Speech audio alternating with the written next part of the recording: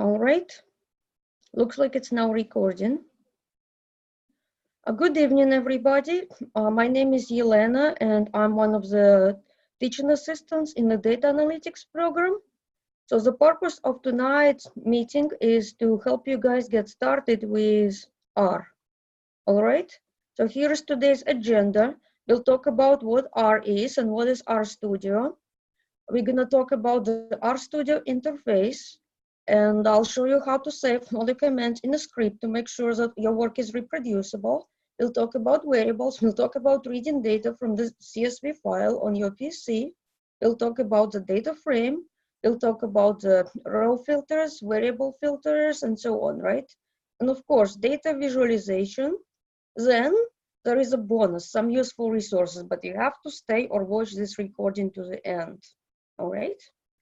So for the purpose of demonstration, I'm going to be using the HR dataset.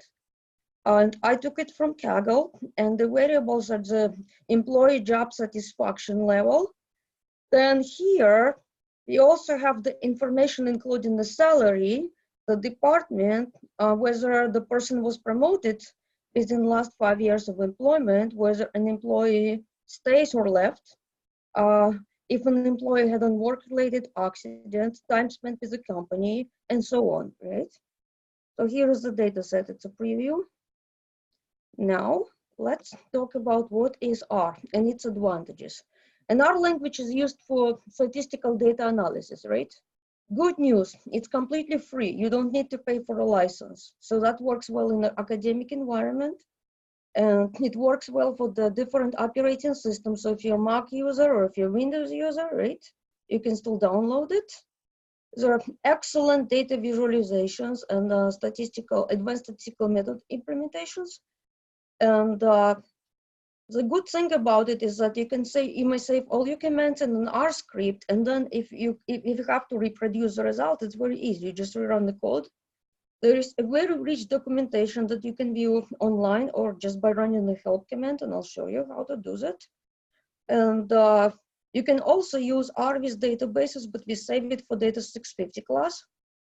Then there is more than one way to produce the same result, and it supports parallel processing. Of course, there are some drawbacks because R itself does not have a graphical user interface, but we have a little workaround for that. You need to practice to learn it, right? You have to know how to read the help page. That's the key to success, learning how to read the help page. Then keep in mind our language is case sensitive. So Yelena in the uppercase is not the same as Yelena in lowercase, right? It may not solve all of your problems that you're trying to solve. Now, important, in order to install, you have to have admin rights on your PC. The PC where you're installing it, you have to have the admin rights, or at least if you're prompted for the admin ID and password, you need to know what it is to enter it. And another drawback is it's a little bit slower than Python and Java, right? So what do you need to do? You need to download two things, right? You have to download the latest R version, right? And you have to download the latest RStudio version. RStudio runs on top of R, and it has a little bit of graphical interface. But again, certain things can be done just by selecting things from the menu, right? Like, for instance, to load a package in memory, right? And I'll show you what I mean. You can just click on a checkbox, but I strongly recommend writing the code because the work should be easy to reproduce, right? So what's gonna happen here is that this is how the interface will look like, but I like to just go into R and show.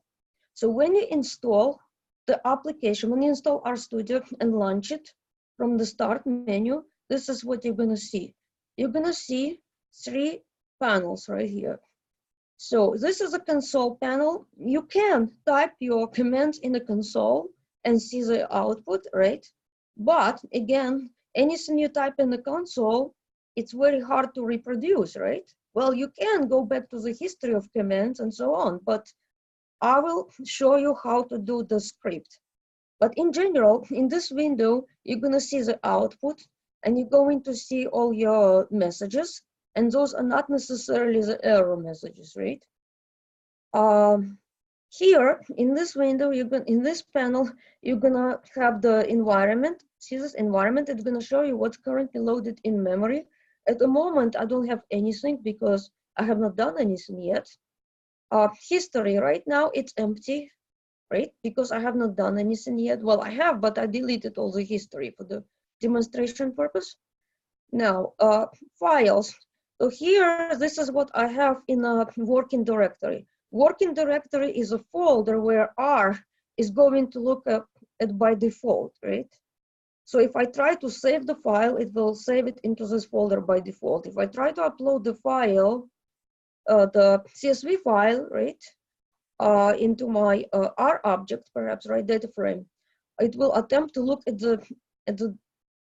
this directory. See this? Now, you have another tab here, plots. So whenever you do visualization, it will appear in the plots, right? Then you've got the packages, and I'll show you what it is.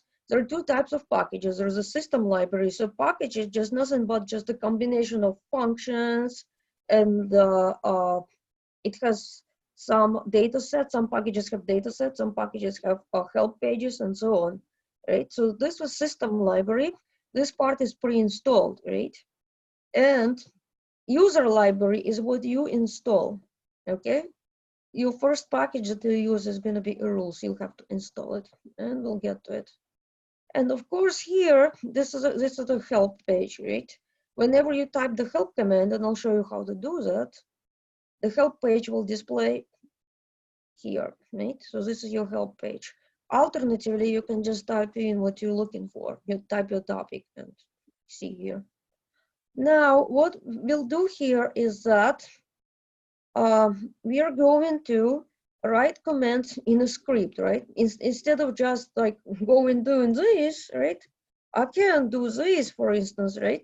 This gives me the version command, gives me the R version, by the way, right? I can do this. But the problem is I want my work to be reproducible. So this is what you would do in your homework assignment. You're gonna do file, new file, right? File, new file, and you're gonna do the R script, right? So here it will open the Untitled window, and then you're gonna click on save, right? And when you save it, you're gonna save it as an R file, right? For instance, introduction to R.R, right? This is what you will do at home. But since I already prepared the script for today's demonstration, this is what I'm gonna do. I'm gonna go file, I'm gonna go open file. Notice that by default, it's looking at my working directory, right? And by default, it's set to this PC documents. So this is a file that I wrote for you, right? And we're gonna have a copy of this file. And then after the session is over, you have a recording and you have a copy of this, okay? All right, so this is a script that I wrote for you. And also notice that here, there is something called recent files. So it will list the files that you recently opened. In my case, it's introduction to R. This is the file that I wrote. So now we're gonna start talking about the commands, and I try to show everything just by running it. So here, basically on this slide, I showed you how to create the new script, right? So you're gonna have a copy of this notes. But when I do the demo, I prefer to actually go in here and do the hands-on part. So you may notice that for some of the commands, I show you more than one way to do that. And the reason is that you will see it differently depending on which book you read, right? You'll see it written differently, and I want to make sure you're seeing it here. So to check the R version, right? Homework question, to check the R version, you can do r.version command, or you can also type version. It will return the same, right? Here, this will give you information about the current session. So I type session info. So here, it's showing me which packages. Do you remember the packages, right? Which packages are in memory, right? So here it is. This is now loaded in memory. And in your first homework assignment, you're using the data set called iris data, and it's stored in a datasets package, right? It's part of datasets package. So here, this is showing me the current R version also, right? So this will show me the current time, okay? And well, for some unknown reason, it's in Pacific time zone. My time zone is Eastern. I should have fixed it on the PC, but it does not matter. LS is going to show you which objects you currently have in memory. I don't have anything. I have not done anything, right? Another way to do that is objects. Data will show you which data sets you have currently available. Those come from the system library, and one of them is the in ARIS data. That comes from the datasets package. Okay, that's what you're using for the week 1 homework assignment. All right. So here it shows you datasets available, right, that were loaded in memory. But if you scroll down, if you type this command right here, it will show you what you have installed in general, right? Notice that available, the package is available if it's loaded in memory. It's unavailable if it's not loaded in memory, okay? So now I'm gonna close this. You may use R as a calculator, for example, 5 plus 9, right? This here just prints, welcome to data mining, prints to screen. Here, what this will do is, remember that before when I did 5 plus 9, it didn't store anything, right? So now instead I want to store it in X. So this here, right, this two, guys, it means that to set equal to. So I'm setting X equal to 3, right? So now I'm looking at my environment window, I see X and I see 3. You might be wondering, what is this in the brackets? Well, everything in R is a vector. So when I printed this message, welcome to data mining, I'm outputting the vector. And this is a subscript of the first element, right, which is 1. Remember that in R, the elements of a vector are numbered starting from 1, right? Okay, so remember that one. Now here, if I want to output what X is, I can do just print or I can just do X, all right? Now here in the next command, what I'll do is I set Y equals to 5 and I also output, right? This is what I did. I put 2 commands in one, right? So it's taking the output of one command and as an input into another. You can do that. RM command is gonna remove the object from the memory, from environment, right? Alternatively, I could do this. See this? This is environment. Right now, it's showing you in a list view. You can toggle between list and grid. And I could do this. I could check my variable here and click on the broom, delete, to remove the variable from the workspace. And what that will do behind the scene, it's gonna run this command. It's gonna run this command for me. But here, at first, it prompts me if I want to delete, right? And I said yes. And behind the scene, it's going to run the command rm. Well, for some reason, it's not displayed in here, but behind the scene, it runs this command, rmx, right?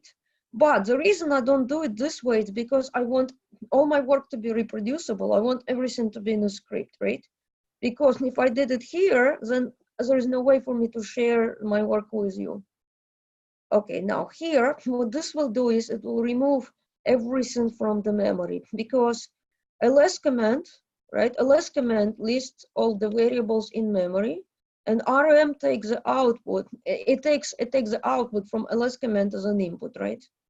So we can do that. Now here, options, you're just gonna show me my settings, such as like Windows timeout and warning length, so it will show the first 1,000 characters if the warning message is too long, etc. Right? You can look at this as a homework assignment. Now, very often I get question how to clear the how to clear the console windows. There are several ways to do it. You can do the Control L or Command L if you're a Mac user. Or you can run this command right here. This is an alternative way to do that. Now, to clear the plots, you do this dev off, right? But you have to be really sure before you do that because you might lose, right? Okay, now I'm getting this error message. It's because I don't have anything. I have not done anything. Right, so what this will do is history 5, it's going to show the last 5 commands that I ran. See here, this is a history. Right now it's no longer empty. And this is what you could do with the history. You could also rerun the commands in the history. To do that, you highlight it here, and you're going to click on that to console. See that? And now I can rerun. Now, you might be wondering, what is it here? Here, followed by the hashtag, right, hash sign, I have the comment. Comment is not executable code, right? It tells me what my code is about. So that way, if I was going to look at this code months from now, I'm gonna know what I did, right? All right, so now this might look simple when you just look at it first, but it's important because some commands that you run take lists as an input parameter. So C, it's just called as it's a combine command. It's going to combine the elements in a vector. For example, here I want to combine elements 1 through 5. So just hit run. There we go. But if you notice it, I don't have anything new in the environment. And the reason is I did not store it anywhere, right? So now I'm going to create my variable X, right? Uppercase X. And I want to store the numbers 1 through 5. Instead of listing them, instead of spelling them out, I just put the column here, right? So I'm doing it a little bit differently this time. So here is my X. Notice that this X and not X is different, right? Because R is what? Case sensitive, right? So here, if I want to output X, this is what I get. And if I want to select the third element of X, perhaps, in a subscript here, in the bracket, I specify the elements that I want to display. Now, class X is going to show me the data type, right? In this case, all elements are integers. Also, you can do this as a type of, right? And here, it's just going to show me str shows me data structure, okay? Now, I'm going to do something different. I'm going to create another list, but I'm going to take elements 1 through 5 and then 8 through 10, right? I'm just showing you that you can do that. And this is why, right? I can also output the range of elements 3 through 6. Well, it might sound trivial, but you will see it. You might see something along this line used as an input to another command. And the class of Y is going to show you the data type, right? Sometimes in your code, you may have a logic, something like if it's an integer, do that. If it's a string, do this, something like that. An str is going to show you the structure. Now here I will multiply each element by 2, and then I display again, right? So sounds simple. And then here you can do the sequence. So this will create a sequence of 10 elements starting from 1, because I did not specify any input parameters, right? Here I can specify where I want to start, right? I want to start from 2. And here I can specify the increment, right? But if I did not know what my input parameters are, I could do this. See this? Very simple. You put question mark and you put the command name, and it will show you what the command does here in the help window. In the help panel, you've got the details, and you have an explanation for each input parameter that it takes, and you have some examples that you may check at your leisure. All right. So it leading us to getting help. In this case, I showed you how to get help on a bar plot, right? So to display the help page for the bar plot, you're gonna run the question mark bar plot, or you can do the here help bar plot. And let's assume, suppose that I don't know how to spell bar plot, so I'm just gonna do this. I can run this approx command, and it's gonna give me the list of possible commands that I want to look up, right? For instance, they contain bar in this case, right? Well, here I'm just gonna show you can look at the examples of the command usage, or you can also search the R site. This will search for online help manuals for the functions, right? So now we're gonna go to a little bit harder part.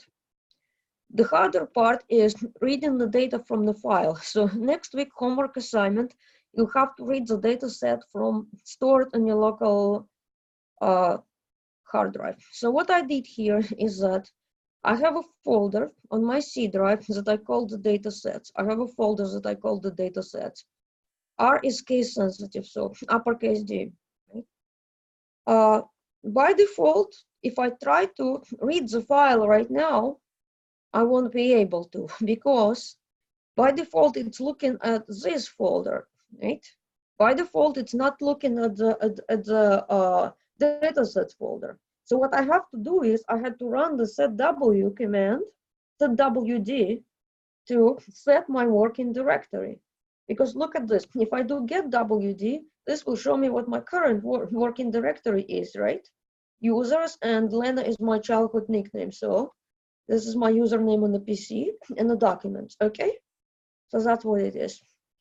Anyways, but I want to read the data stored in the data sets folder. So I have to do this, set working directory. And then I'm gonna do the get working directory. It's gonna show me what the directory is. Notice that in this console window, in the title bar here, I see also what my current working directory is, right? But I want you to know how to do that programmatically, because you're not always gonna have these nice windows. Sometimes you may end up running the code from the shell, perhaps, right? So you want to know how to do it programmatically all the time. Here, list command is gonna show me which files I have in my directory, right? So in this case, I've got this. And then sometimes, well, it's very useful for debugging, because sometimes you may have spelled the file wrong, and you thought you read the data from the file and you did not actually, right?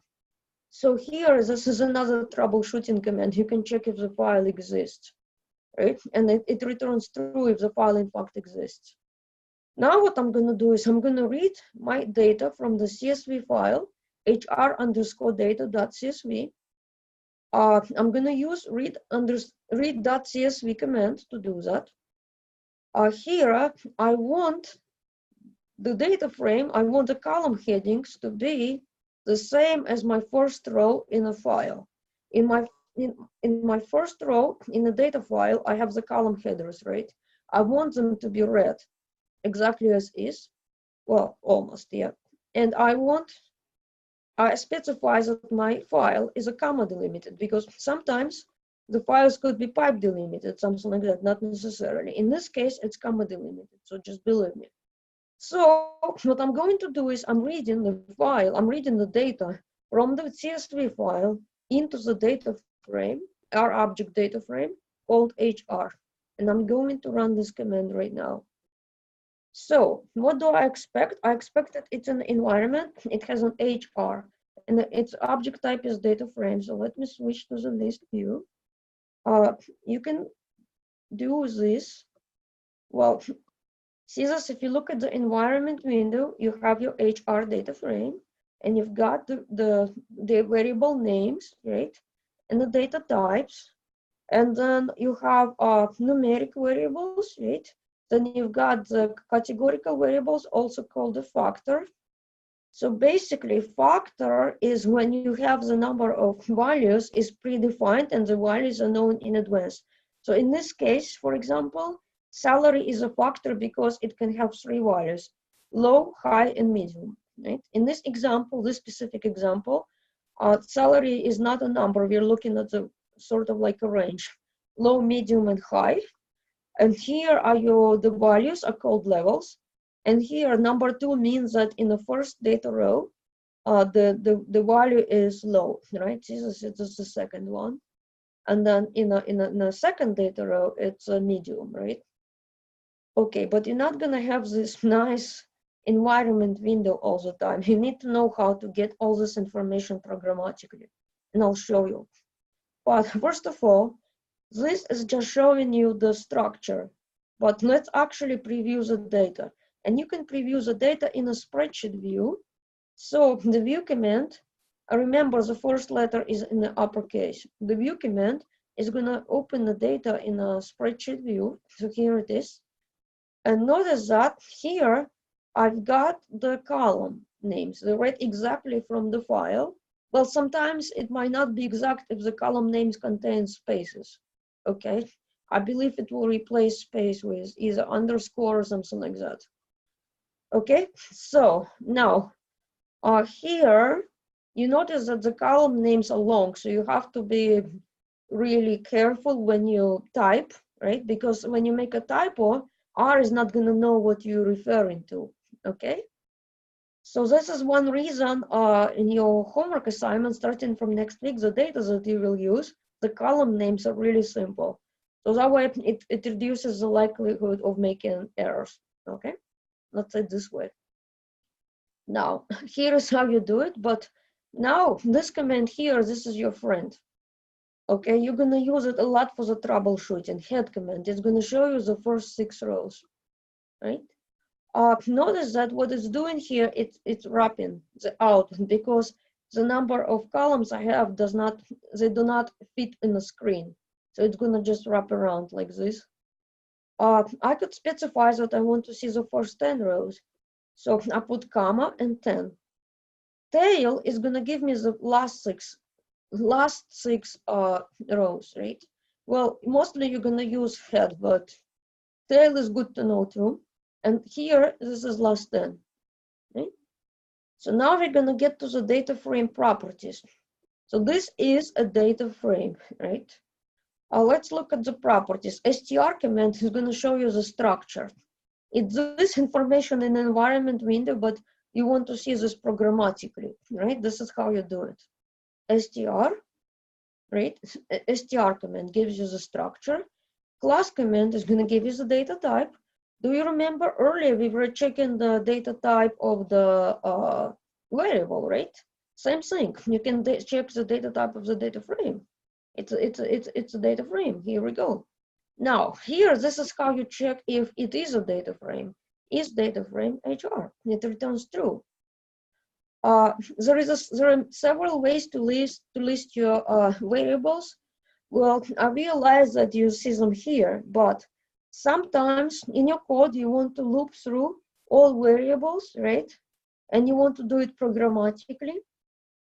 So here is how you do it. You can do names and then put the data frame name, right? This return this. And also you can do call names. Well, I like to show multiple ways because you could see it differently. Remember, there's more than one way to do it in R, and depending on which book you pick up, you may see it done differently, okay? dim command is going to show you the dimensions, so that's number of rows and number of columns.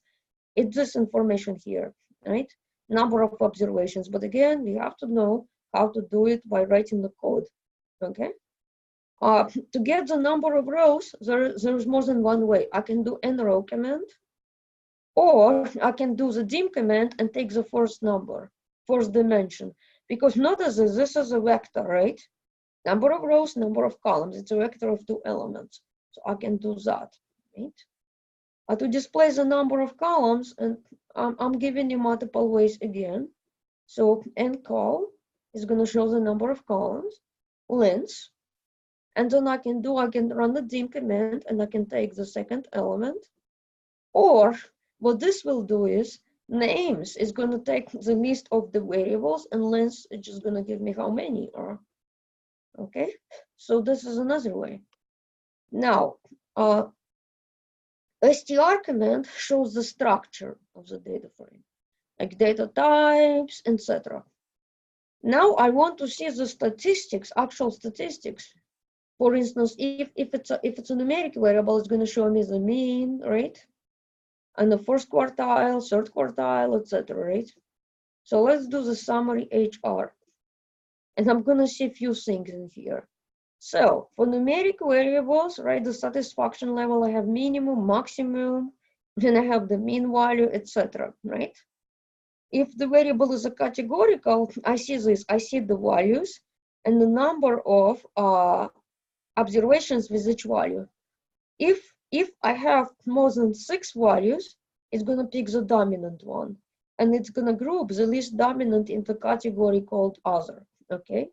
So it's picked the 6 dominant, and then it will group the rest into a category called other. So that might be something to keep in mind for your upcoming assignments when you do the binning. That's probably next week, right? So you can also do the binning for the categorical variable if you want to. Because see here, I have multiple departments.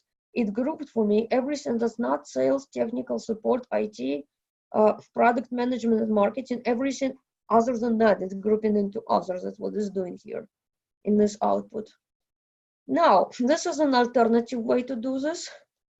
Well, I'll show you that. But before we do that, okay, suppose that my data set has 1,000 variables. Am I going to scroll all of them if I need to know only the statistics for the satisfaction level? Probably not.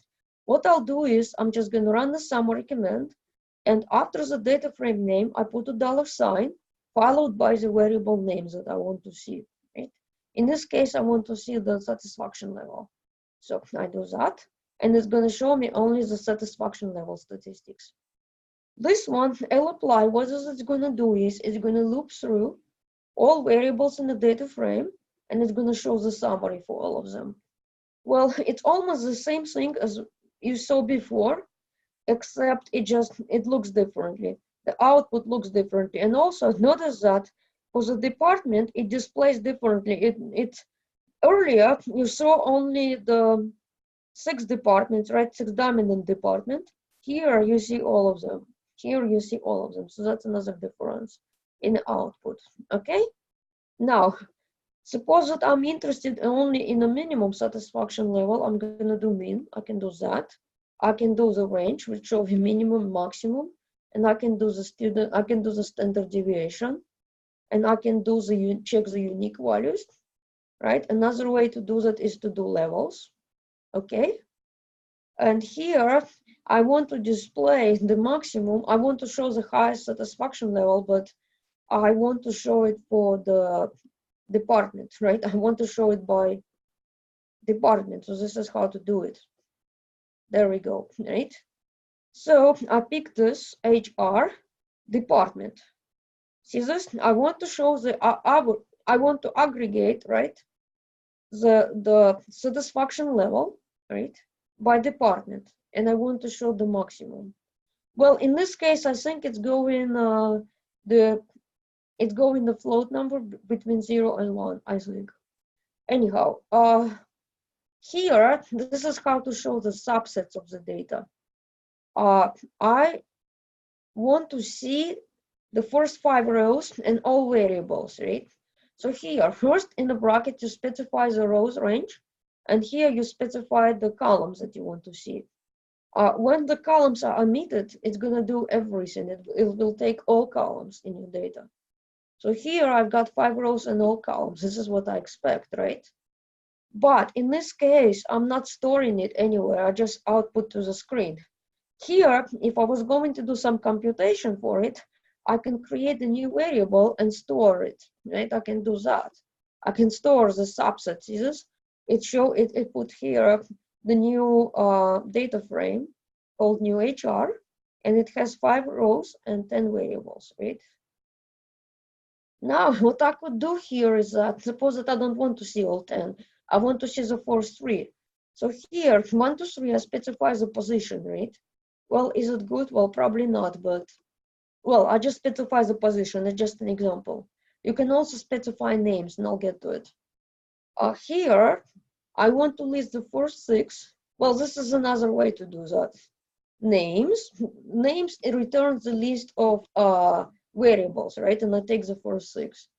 That's another way, but it's a long way. But if you see that in the book, you know what it means, right?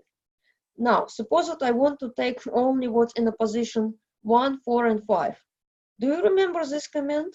C, do you remember? C, that looked simple before. C produces a list. So here I'm taking list as a parameter, right? I'm taking list to specify the columns that I want. I want the first one, fourth, and fifth, right? Now here I specify the column name instead, but I have to use the C called combined command, right? Department and left, those 2 fields that I want to display.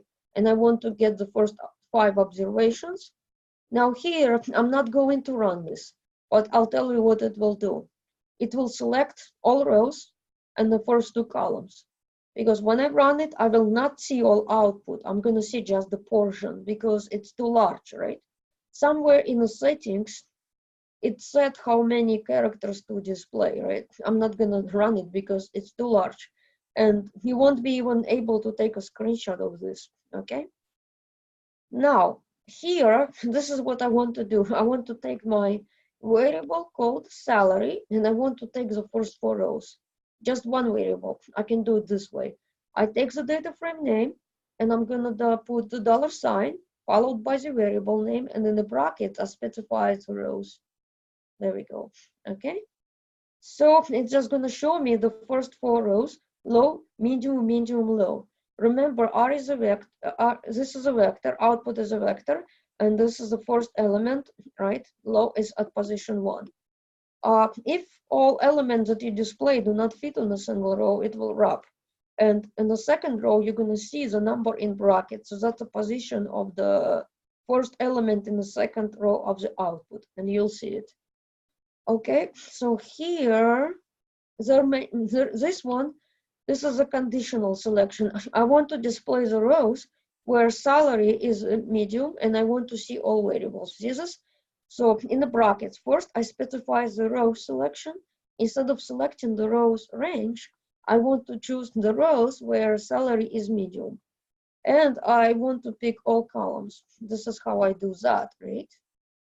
If the columns are omitted, column names or column positions are omitted, it's going to pick all.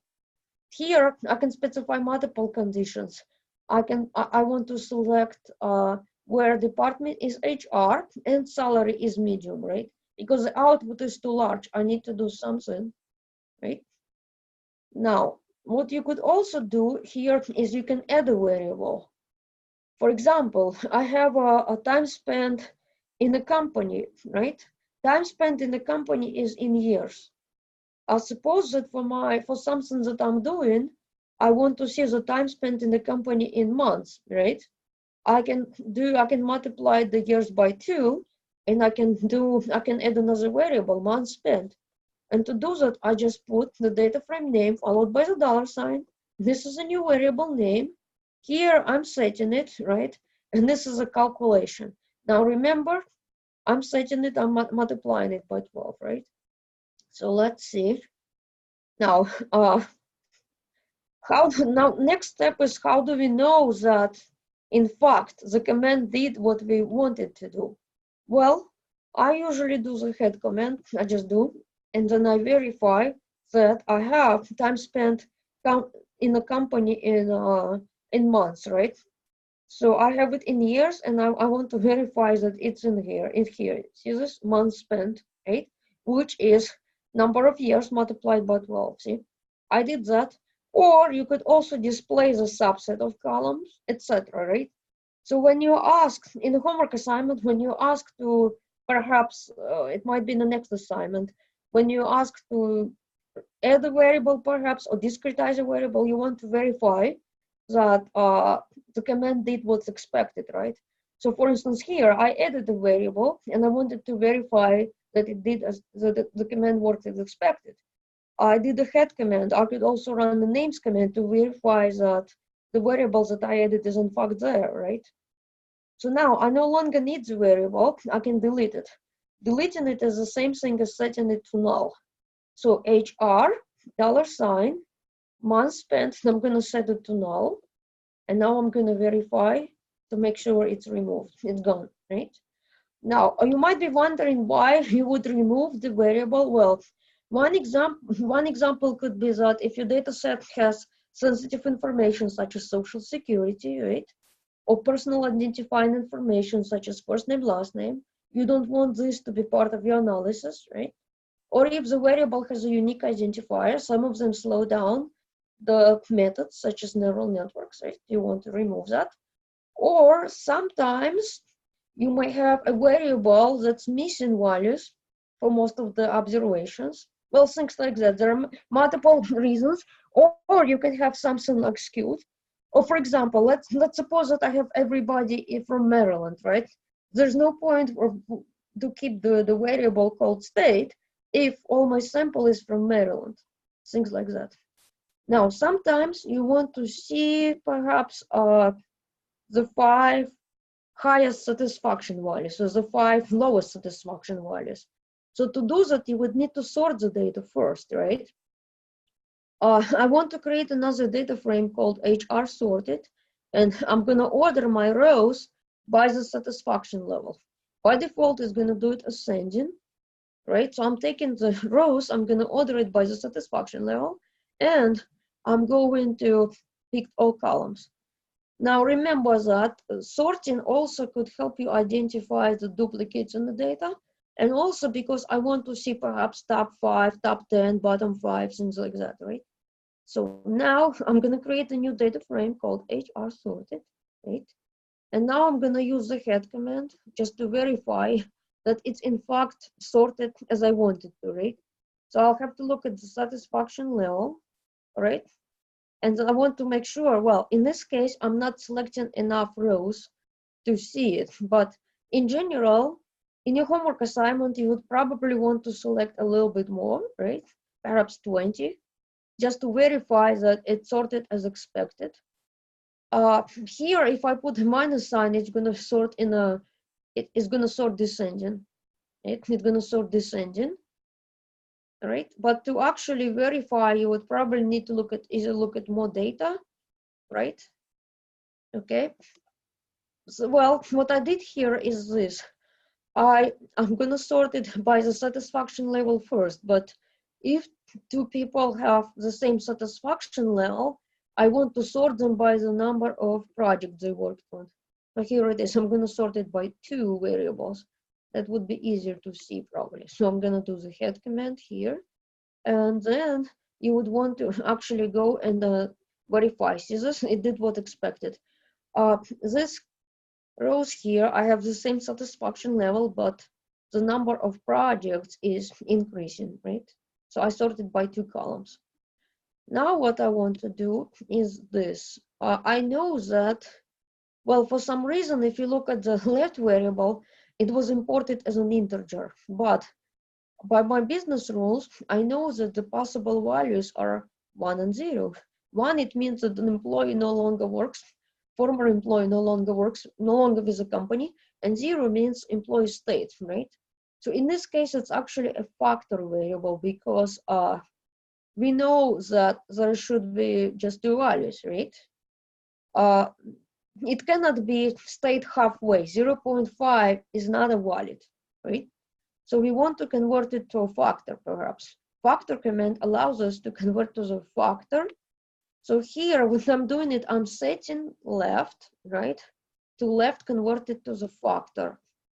You do that, and now to verify that it's a factor variable, you can run this, you can check the summary command.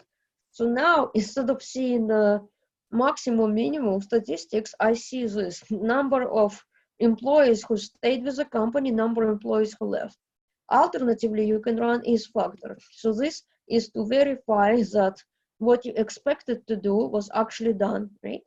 I think you're asked in the next homework assignment, you're asked to run the command to verify. This is what it meant. Okay? You want to test your work all the time. Here, I want to show you, and this is an alternative way to show the frequency count. This is a frequency table. Well, the reason you want to do it this way, sometimes it's used as an input into the pie chart, right? Or you can do the proportion table. Okay, so now let's do this table, HR, salary. So this is going to show me the frequency table for the factor variable called salary, right? How many people have the salary of each value. This is going to show me the proportion. It takes the table command as an input. So this is a proportion of people with this salary. Here, this is a crosstab, right? Frequency count of frequency counts for 2 variables. So you have this, the salary, right? And you've got the state or left. Okay, so this is a crosstab. Next topic is very interesting, missing values. So missing values means that you may have a row or more where the value in a column is missing. So here is the problem. I want to do the last evaluation. How long ago was the last evaluation? Something like that. And I want to calculate the mean. I'm going to run this. And here is the problem. I got an A. The reason is I have some missing values in that column, right? Because even if you look at it far up, well, it might not be even visible anymore, but if you run the summary command, you will see this. If you run this, let me type this summary.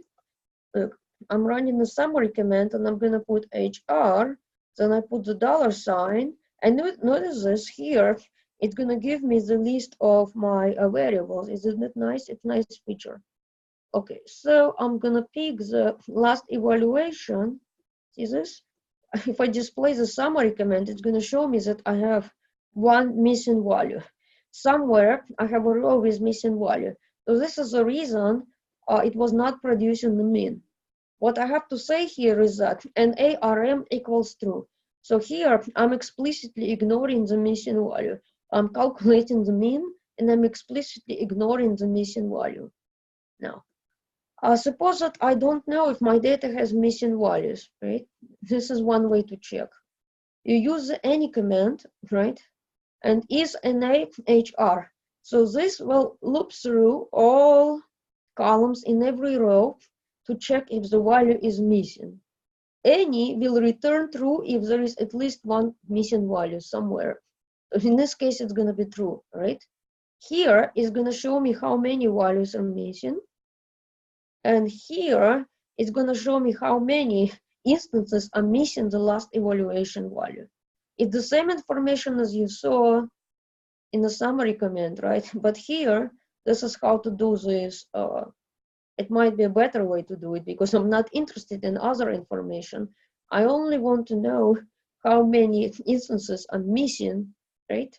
So this is what I did. I did this. This is the last evaluation. It's a column name. And it's going to check if it is an A. And it's going to count how many are true.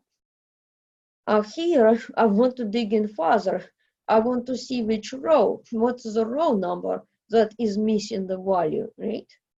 So this will return me which row number 375, right? So this is the observation number. Here, I want to display the rows where I have at least one missing value. So complete cases returns rows without missing values. Here, this is a negation, right? So this will return me the rows that have at least one missing value, right? And then comma, and after the comma, the columns are omitted. So it means I want to see all columns. I want to see all columns and only the rows where at least one value is missing. There we go, right? So now, before I do something to handle my missing values, I run this, right? I want to see it, okay? Later, I'm gonna handle it, and then I'm gonna run this command again to verify, okay? And here, this will just show me how many instances are missing a value for each variable. I want to list it per variable. See this? For instance, I have 0 missing satisfaction level, 1 missing last evaluation, and so on, right? Well, sometimes you want to do that because sometimes perhaps you want to loop through the columns that have missing values or something like that. Well, we need to make sure that we understand this basic code before we get to complex. An omit command is going to eliminate the rows that have at least one value missing. So this is a new HR, right? Or another way to do it is to do this. Say that this is complete cases. So here, the rows selection, the rows criteria is that all variables have a value. And here I want to select everything, right? All variables. So this is what it will do, right? It's similar to what I did here. There's more than one way. I want you to see more than one way. Now, here, sometimes you don't want to remove data with missing values because, again, you're losing data, right? There might be situations where you want to set the missing value to the column average, perhaps. Just an example, right? So what I'm doing here, this piece right here, oops, that piece over there is gonna pick up, it's gonna pick up the mean value for the last evaluation. Remember, I have to set this because I want to calculate the average, but I want to ignore the missing value, right? Here, what I want to do is I want to take every row where this value is missing and replace it with this, with average. This is what it's going to do, right? I'm just giving you an example, okay? This is just, oops, this is an example. Oh, it's because I highlighted. I see what I did. Okay, here it is.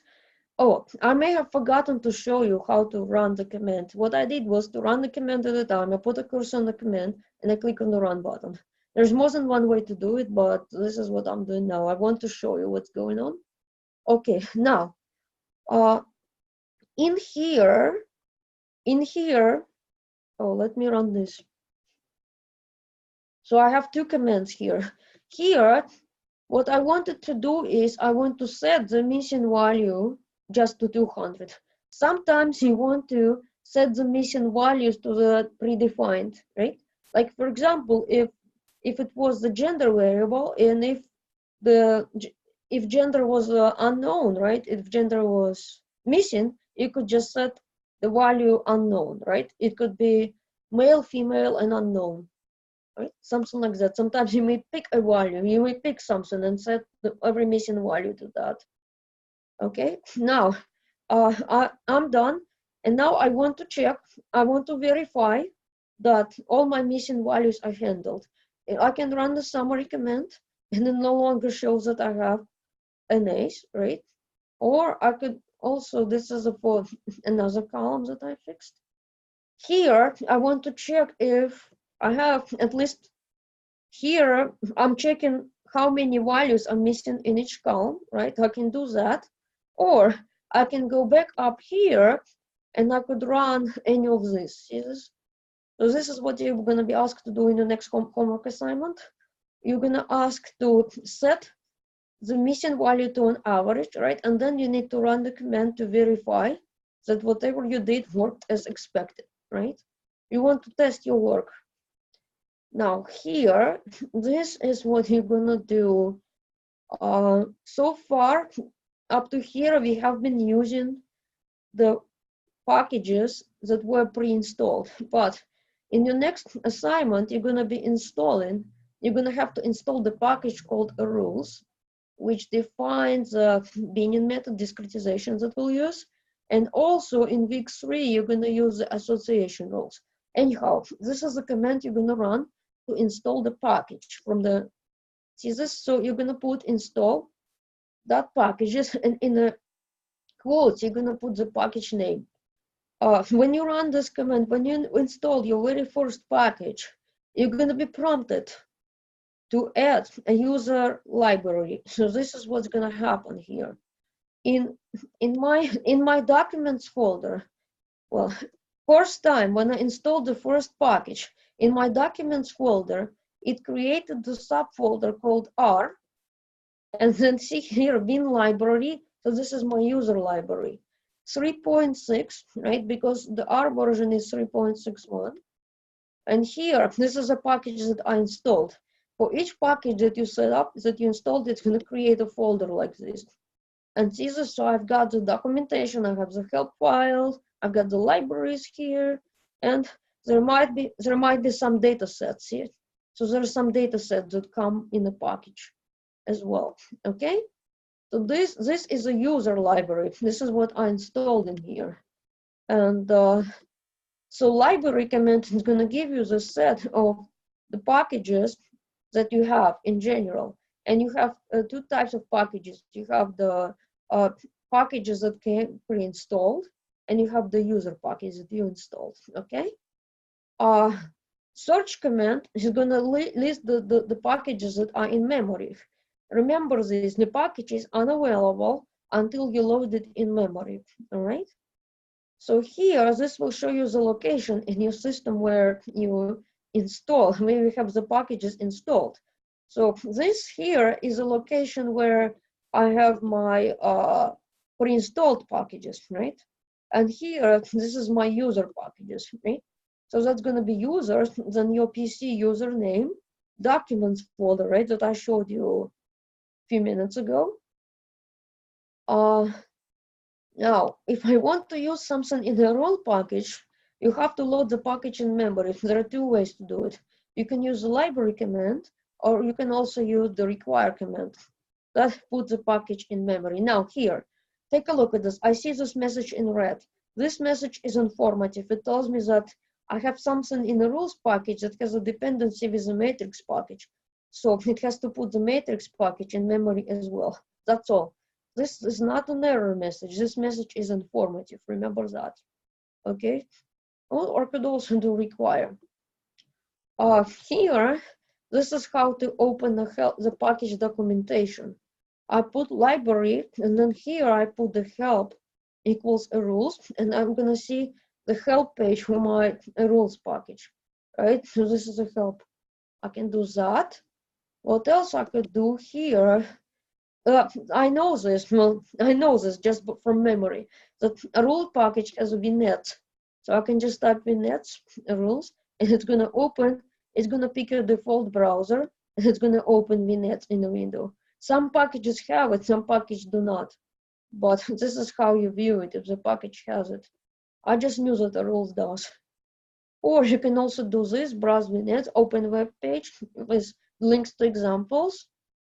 Okay, here, this is how you can get the most recent version of the package. Once in a while, you do need to check for updates because you want to make sure that the packages you have are the latest, right?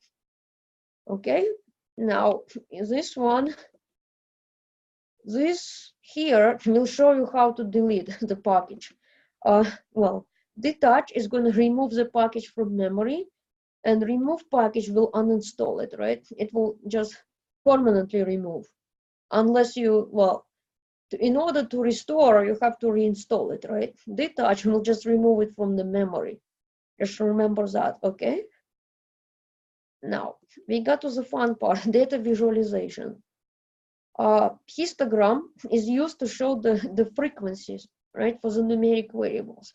For example, here, I want to do the histogram for the average monthly values. In your homework assignment, you're asked to build the histogram, but I don't want you to limit yourself to just this, just plain command like this. You're asked to view the help page for the histogram command for a reason.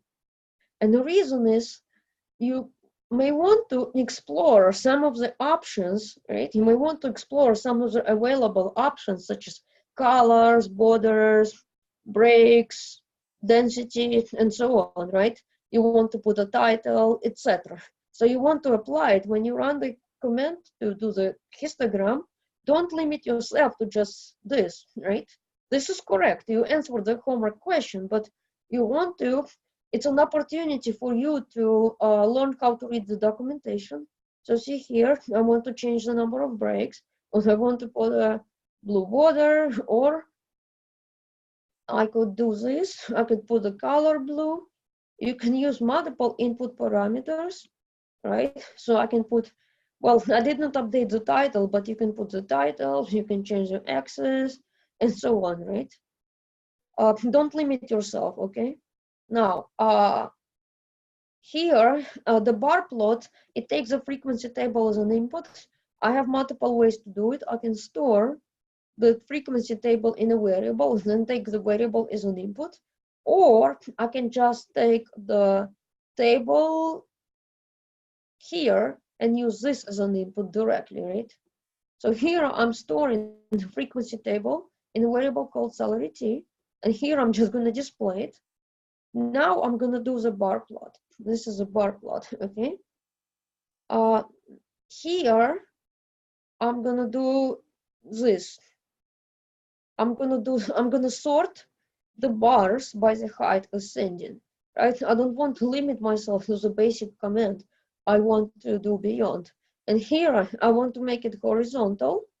And here, well, here I want to do both. I want to sort and horizontal, right? So in your homework, don't limit yourself to the basic command. You want to do the explore. Here, I'm taking this as an input, and I'm going to do the pie chart. Now remember that the pie chart works well when you have just a few values, right? But if your variable had like maybe 20 values, 25, your pie chart would be very difficult to read. Okay, you might want to use the bar plot then. Here what I did, I just showed the pie chart, but as part of your homework, you might want to explore, read the help command, and you can change the colors, you can change the radius, etc., right? There's a lot you can do. Here, this is for the numeric values. You use the box plot, right? So this is for the numeric. And here, this is just a general plot function, but what it will do, it depends on the data type of the variable. So here, salary, remember that it behaves as is, it's a bar plot because that's a categorical variable. And I can just pick I want a line instead, right? Type equals all, so that's going to do the line. Here, I'm going to do the two categorical variables, right? This is two categorical. And then here, well, it's not going to look nice, but this is how you would do the single numeric variables. It's not readable, but this is in general how to do it. And this is two numeric. But this is, again, it's in general how to do it. It's not readable in this case. All right. So what I did for you in the slides, I summarized the different available plots, and when you use each, I put a nice summary of what I talked about. So that way you have it in writing, and you also have it in a video, right? You're gonna have the recording. Here is a data frame properties that we talked about. But wait a minute, Elena keeps her promises, right? So what I did was I put some additional resources for you. Well, first of all, here, this is a data visualizations. Sometimes you might be wondering when you want to use each, right? So histogram, you want to see shows the frequency, and it may work well for the large data set. However, the histogram does not show you the actual values. It shows you the distribution, right? It might not work well when you want to do the comparison. But the pie chart, it shows the frequency distribution, but you may also show percentage. So that's something for you to explore, right? The available parameters, you may show the percentage for each slice. But the problem is, as the number of slices grows, it becomes unreadable. So you probably want to use a different visualization method, right? You want to use a different visualization. And here I put the summary when you use the bar plot, and this is a generic, right? So I did here, I picked just the subset, just to show you how that works, right? It's not visually appealing for the large range of data. This is what I was showing you, okay? You want to pick something else in this case. Now, this is how to exit RStudio. You want to save all your work, and then you run the Q command to exit RStudio, okay? And when you save the R work, this is what's gonna do. It's gonna do this R history table. That's R history file. It's gonna be your command history, and this is R data is a workspace image. So if you look at it, it will more likely it will do in a folder that was your working directory, right? Like if I look at the data set, this is R history. It's because I use this folder as a working directory. So it's gonna save the R history in here. That's the file that gets added. Okay, so when you start the new R session, whatever object is saved in that R data, they will be reloaded in memory, right? And R history will be available for you. It will be loaded in the history, okay? But it's if you save it in a working folder directory, right? Okay, now Elena tries to keep her promises, so this is a bonus. There is a cognitive class web page, and it offers completely free courseware, which is self-paced. There is one introduction to R, machine learning with R, data visualization with R, and this one is for data 650. Oh yeah, if you want to prepare yourself. study ahead at some point, right? So the idea is sometimes your data could be stored in a DB2 database and you can read it from the DB2 into the data frame in R and do the manipulations, right? You will see this in a data 650, one of the assignments, if we still do that, okay? So here are some tutorials that you can do, some hands-on tutorials online. Well, and here we have 2 LinkedIn groups. I would recommend that you join if you're interested, but I'm a member of these two, of both. All right, and here are some useful pages that you may consider bookmarking: the R documentation, etc. You can look at the available packages, and there is a web page with free online books.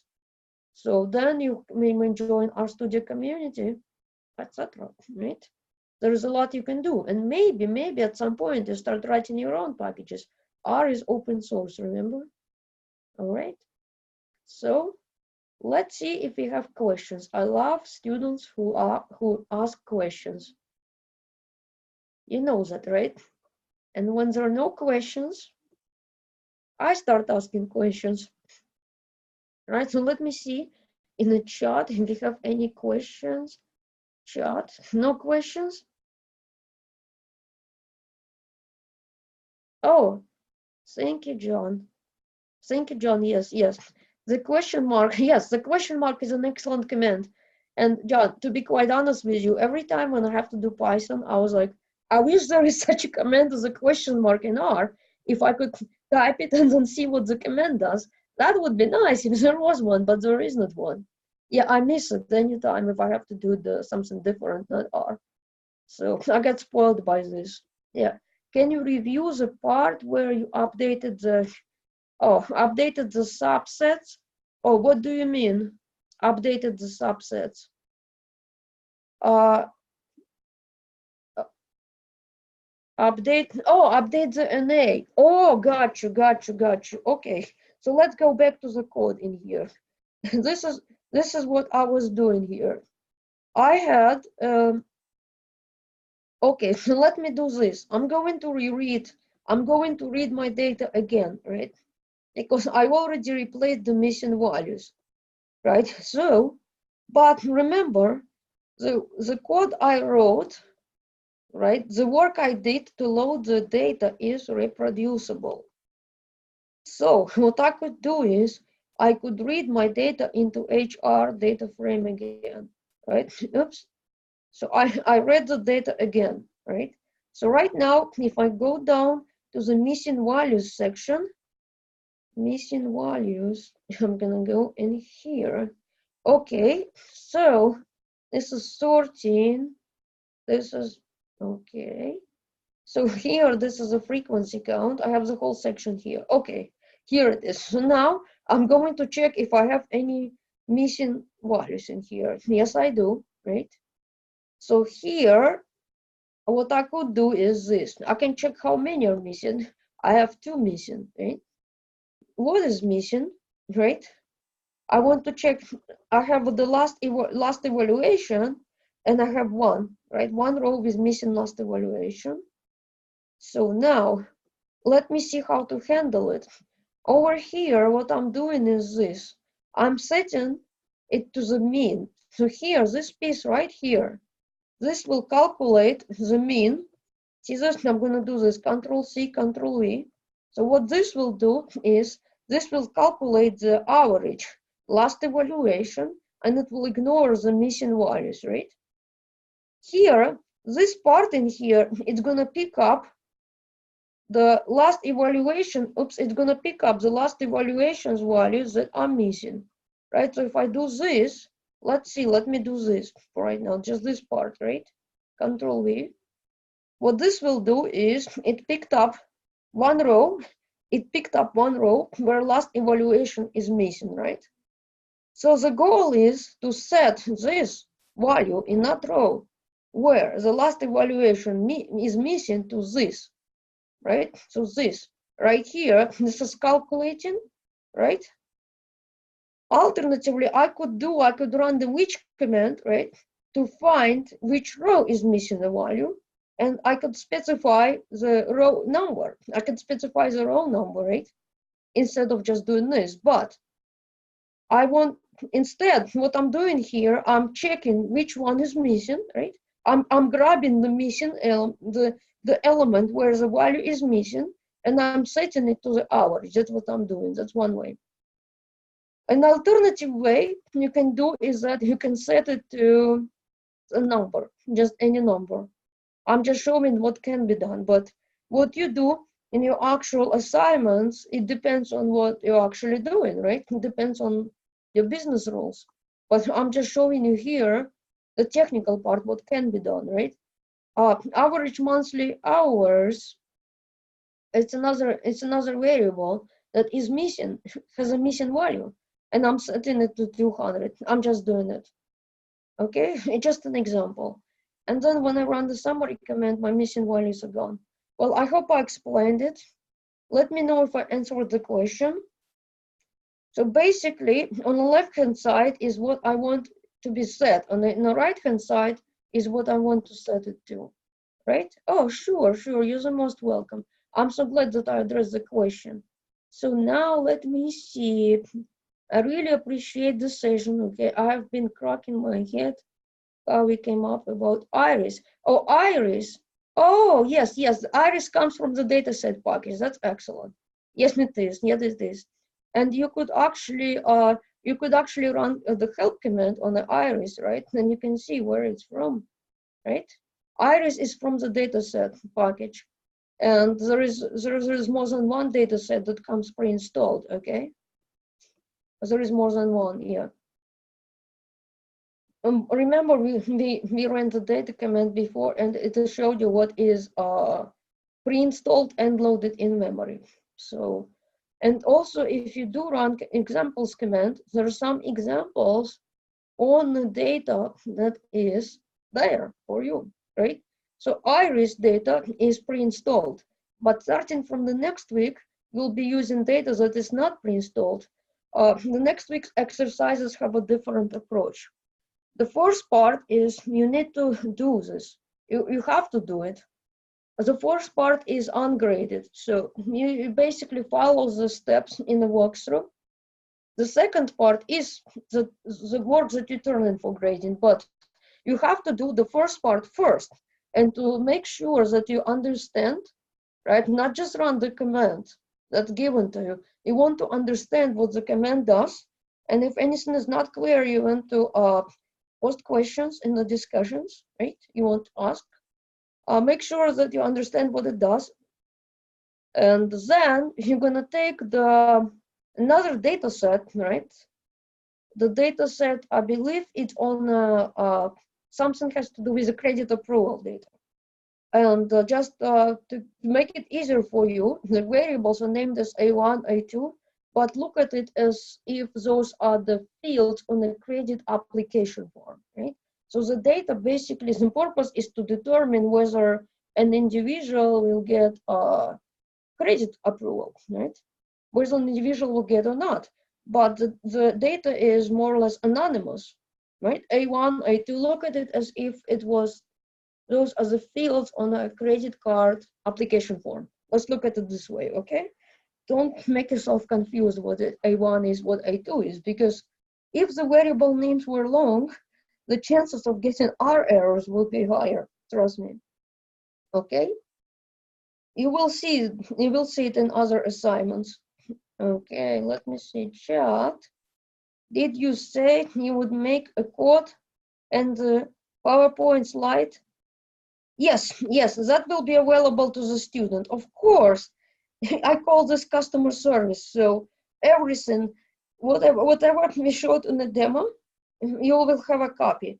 Whenever this session is over, when I get, it's gonna take some time for the recording to be converted. When the recording is available, I will send the slides and the recording and everything. I'll send it to your faculty, and the faculty will post it in a announcement. The faculty will post the announcement with all of the files. Okay, we'll do that. But in your other sessions, you're gonna have the recorded session. In your, I believe it's module 2, 3, and 4. there will be recordings. And each recording, for each recording, you get the slides, you get the R code, and the actual link to recording. So you will like it. And what you'll notice is that sometimes when you're studying perhaps the decision tree, in the recording, you see multiple method implementations. Well, that's just for you because you have an exercise and you have a big assignment, but it's my understanding that for assignment, you may choose another. I could be wrong, but for an assignment, I believe you may choose an implementation to use. Okay? Well, you'll get to it, you'll see it. Okay? In some videos, you will see more than one implementation of the same method. Okay? So let's see. Do we have more questions? Because, if there are no questions, then I start asking questions. So your best friend command is question mark, right? You just get help. Question mark and put command name. This is just the key, right? And by the way, to practice reading the help system, you may have noticed that you have the images in the classroom that were made in R. I made them in R. Just practice reading the different command options. Yeah. And that's how those images you see were built. Okay? They were made in R. Any more questions? Questions? Anything? I would like to see questions going once. Well, I would say the question and answers does not end tonight. You may always post the questions in a discussion and your TA or your faculty will pick it up, right? Because if there are no more questions, then we're gonna call it a night. And I wish everybody a successful semester. All right? I'm gonna stop the recording and I'm gonna stop sharing. Okay? Oh, you're most welcome, John. You're most welcome. Okay, so I'm gonna do this and I'm gonna do stop recording. Okay. Yep, click yes.